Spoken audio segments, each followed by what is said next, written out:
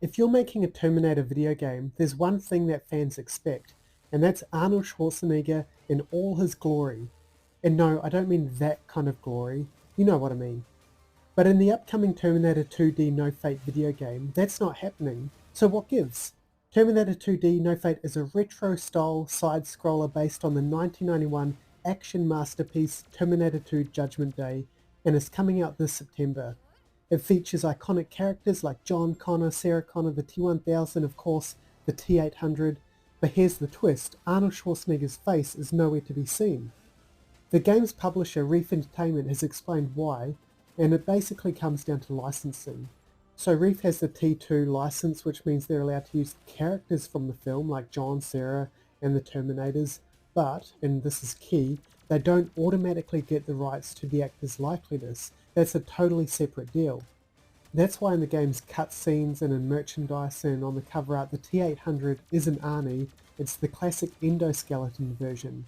Reef didn't secure Arnie's likeliness rights, so no iconic face, just glowing red eyes and metal. Still cool. So who did they get? So far we know Linda Hamilton, who plays Sarah Connor, and Robert Patrick, the T-1000, are in. They even reached out to Michael Edwards, the actor who briefly played the older John Connor in the future war intro of T2.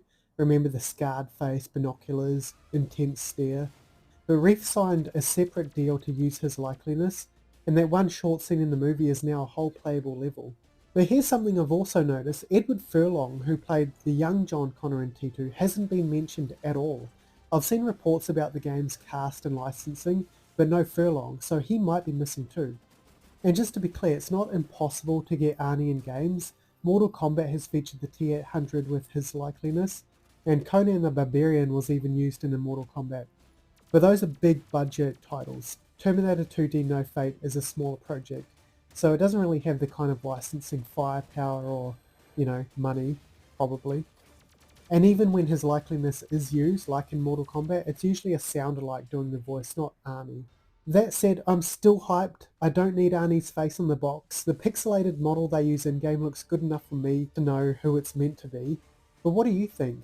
Is a Terminator game without Arnie even a real Terminator game? Or are you as excited as I am knowing we're getting this epic-looking, retro-style Terminator 2 video game in 2025?